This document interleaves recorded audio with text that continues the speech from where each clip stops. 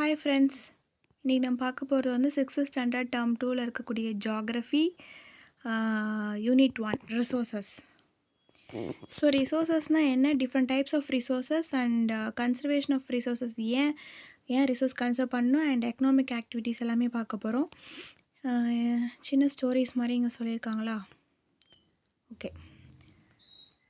Silicon அப்படின்றது வந்து சாண்ட்லேருந்து extract பண்ணுறாங்க. இது ஒரு நேச்சுரல் ரிசோர்ஸ். இதை வந்து பிவி செல்ஸ் மேக் பண்ணுறதுக்கு யூஸ் பண்ணுறாங்க. இது வந்து சோலார் எனர்ஜி, எலக்ட்ரிக்கல் எனர்ஜியாக மாற்றியும் கொடுக்குது. ஓகேங்களா? நேச்சுரல் ரிசோர்ஸ் பற்றி என்ன தெரியும்? ஸோ ஒரு திங்ஸ் வந்து நமக்கு யூஸ்ஃபுல்லாக இருக்குது அப்படின்னாலே அது ஒரு ரிசோர்ஸ் தான். டேரெக்டாக நேச்சர்லேருந்து கிடைக்கிது அப்படின்னும் போது அது நேச்சுரல் ரிசோர்ஸ். ஸோ இதில் வந்து சின்னதாக பேசியிருப்பாங்க. ரிசோர்ஸ் அப்படின்றது எனிதிங், எதுவானாலும் இருக்கலாம், நம்மளோட தேவைகளை பூர்த்தி செய்கிற மாதிரி இருக்கக்கூடிய விஷயம் தான் ரிசோர்ஸ். ஸோ எனிதிங் சில யூஸ்க்கு பண்ணுறோம், ஏதோ ஒரு யூஸுக்கு தேவைப்படுது, அது வேல்யூபுளாக இருக்கும். ஸோ அந்த ரிசோர்ஸ் வேல்யூ, எல்லா ரிசோர்ஸுமே நமக்கு வேல்யூ தான். ஸோ ஒன்று எய்தர் கமர்ஷியலாக இருக்கும், இல்லை நான் கமர்ஷியலாக இருக்கும். அதாவது கமர்ஷியல் ரிசோர்ஸ் அப்படின்னா அதுக்கு கிரேட் எக்கனாமிக் வேல்யூ இருக்கும். இப்போ பெட்ரோலியம் அப்படின்றது, அதுவே வந்து நான் கமர்ஷியல் ரிசோர்ஸ் அப்படின்னா அது நமக்கு நிறையா இருக்கும், அபண்டண்ட்டாக இருக்கும். ஸோ ஏர் எக்ஸாம்பிள் வந்து ஏர். ஸோ எனிதிங் பிகம் ரிசோர்ஸ் அப்படின்றது தான் வென் இட் யூஸ் பண்ணும் போது தான் எனிதிங் பிகம் ரிசோர்ஸாக மாறும். ஸோ ஹியூமன் பீயிங்கோட தேவை மாறிக்கிட்டே இருக்கும். ஸோ அந்த மாறிக்கிட்டே இருக்க தேவைக்கு மாறிக்கிட்டே இருக்கும், அதுக்கேற்ற மாதிரி ரிசோர்ஸும் மாறிட்டே இருக்கும். டைம் அண்ட் டெக்னாலஜி ரெண்டு முக்கியமான ஃபேக்டர்ஸ், வெதர் சப்ஸ்டன்ஸ், அந்த சப்ஸ்டன்ஸ் வந்து ரிசோர்ஸாக இல்லையா அப்படின்றது. இப்போ சன் எனர்ஜி வச்சு எலக்ட்ரிசிட்டி பண்ணலாம். எப்படின்னா after invention of solar panels, இது டெக்னாலஜியை வச்சு நம்ம இன்வென்ட் பண்ணுறோம். அதே மாதிரி கோல் அண்ட் பெட்ரோல் எடுக்கிறோம் அப்படின்னும் போது அது இன்எக்ஸாஸ்டிபிள் ரிசோர்ஸ், டைமை பொறுத்து தான் அது நமக்கு கிடைக்கும். இப்போ ரிசோர்ஸ் வந்து natural, man-made and human resource அப்படின்னு இருக்குது. டைப்ஸ் ஆஃப் ரிசோர்ஸ் பார்த்தோன்னா இங்கே இருக்குது பாருங்கள். நேச்சுரலாக பார்க்கும்போது ப்ரைமரியாக ஹண்டிங், ஃபாரஸ்ட்டில் பண்ணுறது தான் ப்ரைமரி. மேன்மேட் செகண்டரி பார்த்தோம் அப்படின்னா சுகர் ஃபேக்ட்ரி, ரோடு. ஹியூமன் ரிசோர்ஸ்னால் டெர்ஷரி, ஸ்கூலு, சயின்டிஸ்ட் அப்படின்றவங்களாம் ஹியூமன் ரிசோர்ஸஸ். இப்போது பேஸ்ட் ஆன் ஆரிஜினை பொறுத்து பயோட்டிக், ஏபயோட்டிக். எங்கே ஆரிஜின் ஆகுது? பயோட்டிக்கா, உயிருள்ளதா. ஸோ ட்ரீஸ் உயிருள்ளது, ஏபயோட்டிக். வாட்டர் டெவலப்மெண்ட்டை பொறுத்து ஆக்சுவலாக, பொட்டன்ஷியலாக. ஸோ ஆக்சுவலாக நமக்கு லிக்னைட், பொட்டன்ஷியல்னால் நம்ம wind energy. Based on renewability பொறுத்து ரெனியூவபிளா, நான் ரெனியூவபிளா. ஸோ ரெனியூவபிள்னால் சோலார், நான் ரெனியூவபிள்னால் கோல். பேஸ்ட் ஆன் டிஸ்ட்ரிபியூஷன் பொறுத்து யூனிவர்சலாக இருக்குமோ, லோக்கலைஸ்டாக இருக்குமோ, வாட்டர் அண்ட் கங்காரு.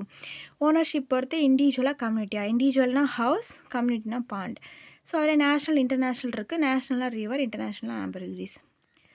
இப்போ ஃபர்ஸ்ட் நேச்சுரல் ரிசோர்ஸ். ஸோ எல்லா ரிசோர்ஸுமே டைரெக்டாக வந்து நேச்சர்லேருந்து கிடைக்குது அப்படின்னும் போது அது natural. Air, water, soil, minerals, natural vegetations, wildlife, நம்ம சுற்றி இருக்கக்கூடிய எல்லா விஷயங்களும் நேச்சுரலாக கிடைக்கக்கூடிய ரிசோர்ஸஸ்.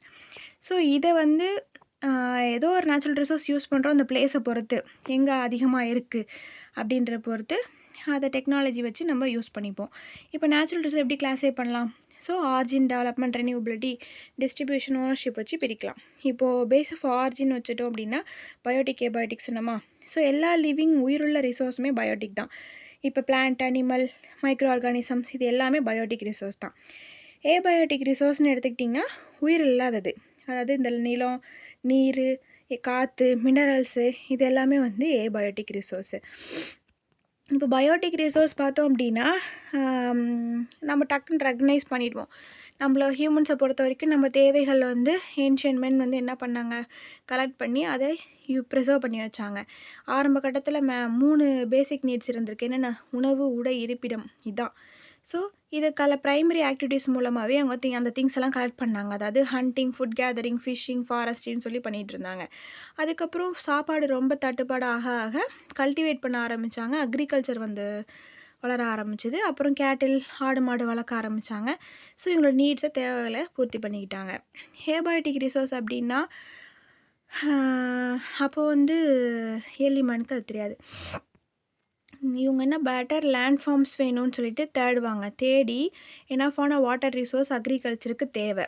ஸோ கேட்டிலுக்கும் தேவை. அது மாரி தேடி தேடி தான் இது பண்ணாங்க. ஸோ அதுக்கு இப்போது அக்ரிகல்ச்சர் பண்ணுறதுக்காருக்கும் ஹண்டிங்க்கும் வந்து டூல்ஸ் தேவைப்பட்டது. பிரைமர்லி ஸ்டோன்ஸை வச்சு டூல்ஸ் மேக் பண்ணிட்டாங்க. அதுக்கப்புறம் வந்து காப்பர், அயன் அப்படின்லாம் வந்தது.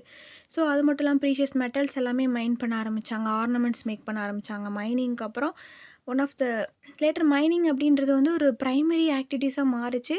ஸோ இன்னமும் வந்து இம்பார்ட்டன்ட் பிளேஸ் வகிச்சிட்ருக்கு எக்கனாமிக் ஆக்டிவிட்டீஸில்.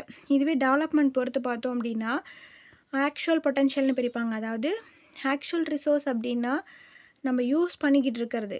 அந்த குவான்டிட்டி இப்போ நமக்கு அவைலபிளாக இருக்கும், நமக்கு தெரிஞ்சிருக்கும். இப்போ நெய்வேலியில் கோல் இருக்கு இல்லையா, அது. இதுவே பொட்டன்ஷியல்னா that are not being used in present. நமக்கு இப்போ நம்ம அதை யூஸ் பண்ணிகிட்டு இருக்க மாட்டோம். அதோட குவான்டிட்டி, லொக்கேஷனும் நமக்கு தெரியாது. ஸோ டெக்னாலஜி வச்சு தான் அந்த ரிசோர்ஸை எக்ஸ்ட்ராக்ட் பண்ணி அதை டெவலப் பண்ணணும் அப்படின்றது. அதாவது இப்போ மெரைன் ஈஸ்ட் அப்படின்றது பே ஆஃப் பெங்கால் அரேபியன் சீல இருக்குது. அதை வச்சு பண்ணலாம் டெக்னாலஜி யூஸ் பண்ணி. அது பொட்டன்ஷியல் ரிசோர்ஸ். இப்போ மெரைன் ஈஸ்ட் அப்படின்றது டெரஸ்ட்ரியல் ஈஸ்ட்டை விட அதிக பொட்டன்ஷியல் உள்ளது. அதாவது baking, brewing, wine, bio ethanol இதெல்லாம் யூஸ் பண்ணாங்க. பேராமெடிக்கல் ப்ரோட்டீன் ப்ரொடக்ஷன் இதிலெல்லாம். அடுத்து ரெனியூவபிலிட்டி பார்த்து பிரித்தோம் அப்படின்னா renewable, non renewable. So resource once consume பண்ணிட்டோம் அப்படின்னா ஒரு பேசேஜ் ஆஃப் டைமுக்குள்ளே தான் ரெனியூ ஆகிக்கிட்டே இருக்கும். அது ரெனியூவபிள். திரும்ப கிடச்சிக்கிட்டே இருக்கும். ஏர், வாட்டர், சன்லைட் அப்படின்னு. அந்த ரிசோர்ஸை மிஸ்யூஸ் பண்ணும்போது அதோட குவான்டிட்டி வந்து அவைலபிள் குவான்டிட்டி கொஞ்சம் குறையும். ஸோ வைஸாக யூஸ் பண்ணணும். இதுவே ரிசோர்ஸ் வந்து இமிடியேட்டாக ரினியூ பண்ண முடியாது. ஒன்ஸ் அதை அழிச்சிட்டோம் அப்படின்னா அதை ரினியூ பண்ணுறது கஷ்டம். அதான் நான் renewable.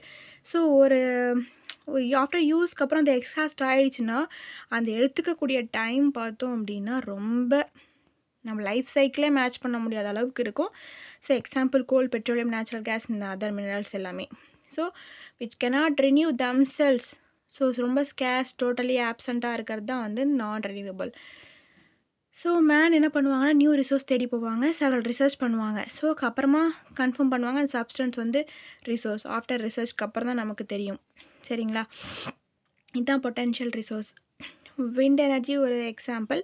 So wind energy places பார்த்தோன்னா ஸ்டில் அன்னோனாக தான் இருக்குது நமக்கு. நெக்ஸ்ட்டு டிஸ்ட்ரிபியூஷனை பொறுத்து லோக்கலைஸ்டாக, யூனிவர்சலாக. ஸோ வாட்டர் ரிசோர்ஸ் ரிசோர்ஸ் பார்த்தோம் அப்படின்னா சில ஸ்பெசிஃபிக்கான ரீஜனில் மட்டும் ப்ரெசென்ட்டாக இருக்கும். அது லோக்கலைஸ். மினரல்ஸ்லாம் ஒரு ஸ்பெசிஃபிக்கான ரீஜனில் மட்டும் தான் மினரல்ஸ் இருக்கும். எல்லா இடத்துலையும் நமக்கு கிடைக்காது. அதுமாதிரி சம் ரிசோர்ஸ் பார்த்தோன்னா எங்கே பார்த்தாலும் இருக்கும். யூனிவர்சல். இப்போ சன்லைட், ஏர் இதெல்லாம். அடுத்தது வந்து ஓனர்ஷிப் பொறுத்து இண்டிவிஜுவலாக, கம்யூனிட்டி ஓனாக, நேஷ்னலாக, இன்டர்நேஷ்னலாக. இண்டிவிஜுவல் அப்படின்னா ப்ரைவேட்டாக வச்சுருக்கப்பாங்க. இப்போ ஃபார்ம் லேண்ட் வச்சுருப்பாங்க, அவங்களுக்கு தேவைக்கு வச்சுருக்காங்களே நிலம், அது இண்டிவிஜுவல். கம்யூனிட்டி ஓன் அப்படின்னும் போது பப்ளிக் பார்க், அது அந்த கம்யூனிட்டி சேர்ந்தவங்களுக்கு மட்டும் வச்சுருப்பாங்க, அது கம்யூனிட்டி ஓன் ரிசோர்ஸு. இதுவே நேஷ்னல்னால் பொலிட்டிக்கல் பவுண்ட்ரிஸ் இருக்கும். நம்ம கண்ட்ரியோட ஓஷனிக் ஏரியா, அந்த boundary, tropical forest of India அப்படின்றது நேஷ்னல். அடுத்து இன்டர்நேஷ்னல் அப்படின்னும் போது ஓஷனிக் ரிசோர்ஸ் வந்து ஓப்பன் ஓஷனில் இருக்கும். இப்போ அந்த ரீஜனில் மட்டும் யூட்டிலைஸ் பண்ணிக்க முடியும் இன்டர்நேஷ்னல் அக்ரிமெண்ட் போட்டதுக்கப்புறம் தான். அது ஆம்பர்கிரிஸ். ட்ராபிக்கல் ரெயின் ஃபாரஸ்ட் வந்து வேர்ல்ட்லே லார்ஜஸ்ட் ஃபார்மசின்னு சொல்லுவாங்க. ஏன்னா 25% நேச்சுரல் வெஜிடேஷன் வந்து மெடிசனல் பிளான்ட்டாக தான் இருக்காங்க. எக்ஸாம்பிள் சின்சோனலாம். ஆம்பர்கிரிஸ் அப்படின்றது வந்து வேல் ஸ்பெர்ம்லேருந்து எக்ஸ்ட்ராக்ட் பண்ணக்கூடிய ஒரு விஷயம். ஒரு பவுண்ட் அப்படின்றது 0.454 kg இருக்கும். ஸ்வீட் ஸ்மெல்லிங் ஆம்பர்ஜி ஒர்த்து வந்து $US கொடுத்துருக்காங்க. பெர்ஃப்யூம் இண்டஸ்ட்ரியில் யூஸ் பண்ணுறாங்க. அடுத்து மேன்மேட் ரிசோர்ஸ் அப்படின்றது வந்து நேச்சுரல் ரிசோர்ஸை மாடிஃபை பண்ணி டெக்னாலஜி மூலமாக ப்ராசஸ் பண்ணி மேன்மேடாக உருவாக்குறது. இப்போ சுகர் கேனை வந்து ப்ராசஸ் பண்ணி சுகர் எடுக்கிறோம் இல்லையா, அது ஒரு ஸ்ட்ரக்சர் வந்து ஒரு மேன் க்ரியேட் பண்ணி வச்சுருக்காங்க. அது மேன்மேட் ரிசோர்ஸஸ். பிரிட்ஜு, ஹவுஸ் கட்டுறாங்க, ரோடு கட்டுறாங்க, இது எல்லாமே மேன்மேட் ரிசோர்ஸஸ். ஒரு ரா மெட்டீரியலை ஃபினிஷ்டு குட்டாக மாற்றுறோன்னா அது செகண்டரி ஆக்டிவிட்டி. நம்மளுடைய ஸ்கில்ஸ், ஐடியாஸ் எல்லாம் அதுக்கு பேசிக் ரெக்குயர்மெண்ட்டாக இருக்கும். ஹியூமன் ரிசோர்ஸ் அப்படின்னு பார்த்தோன்னா ஒரு குரூப் ஆஃப் இண்டிவிஜுவல் நேச்சரை யூஸ் பண்ணி நிறைய ரிசோர்ஸ் வந்து க்ரியேட் பண்ணுவோம் அதுலேருந்து. ஸோ ஹியூமன் பீயிங்ஸ் வந்து பேசிக்கலி ஒரு நேச்சுரல் ரிசோர்ஸ் தான். சரிங்களா? அதை வந்து கிளாஸிஃபை பண்ணுவோம். ஹியூமன் பீயிங்ஸ் வந்து செப்பரேட்டாக கிளாஸிஃபை பண்ணுவாங்க.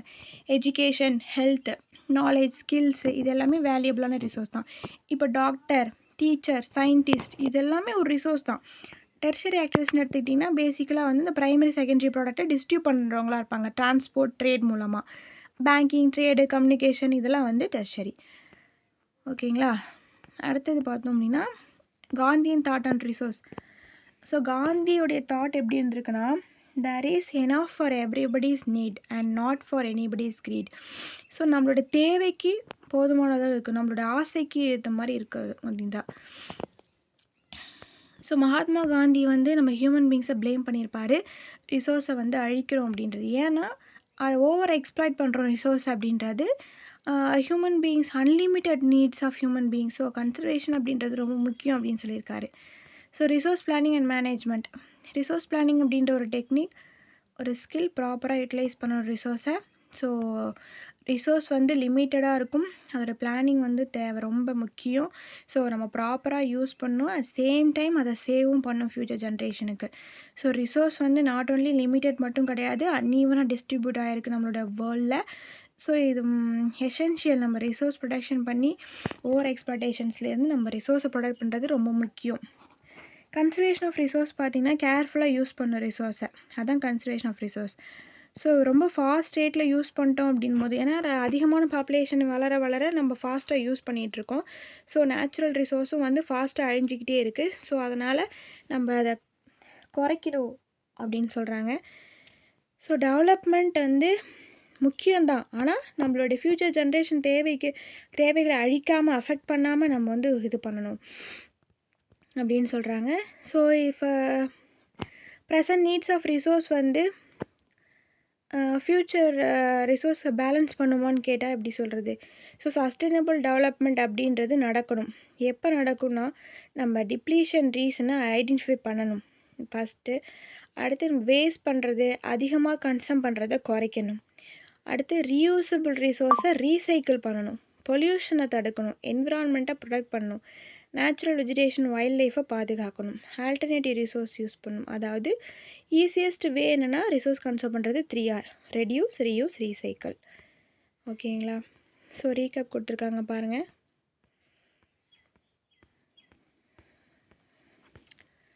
ஓகே, இதில் ஃபஸ்ட் பார்க்க போகிறது வந்து எக்ஸசைசஸ் போகிறோம். Match the following. Natural resource அப்படின்றது எதுனா ஃபாரஸ்ட். இன்டர்நேஷ்னல் ரிசோர்ஸ் அப்படின்றது ஆம்பர்கிரீஸ். ரெடியூஸ், ரீயூஸ், ரீசைக்கிள் அப்படின்றது வந்து sustainable development. And non renewable minerals. Universal resource air.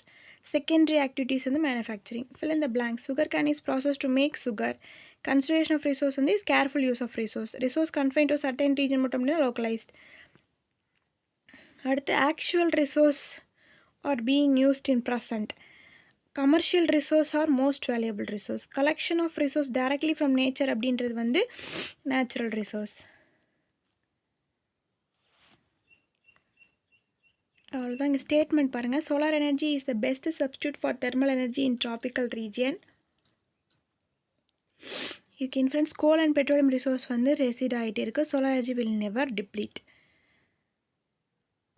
So statement and influence. Solar energy is the best substitute for thermal energy in tropical region. Coal and petroleum resource எக்ஸ்ப்ளீட் ஆகிட்டே இருக்குது, ரெசிட் ஆகிட்டே இருக்குது. Solar energy deplete ஆகுது. So best சப்ஸ்டியூட்டாக இருக்கும். So both are not to right. அடுத்தது, if you don't conserve resource human race may become extinct. இதுக்கு இன்ஃப்ளூயன்ஸ் பண்ணி you need not conserve resource, you need to conserve resource. So conclusion 2. அடுத்து, man ஸ்விட்ச் to over to agriculture. Food gather, experience scarcity of food. Food gatherer experience scarcity of food. அதனால தான் அக்ரிகல்ச்சருக்கு ஸ்விட்ச் பண்ணாங்களா? Food gather was not nutritious. So conclusion 1 தான் அதுக்கு. Okay, இதோட யூனிட் முடிஞ்சிருச்சு. நம்ம நெக்ஸ்ட் யூனிட்டில் பார்க்கலாம். தேங்க்யூ.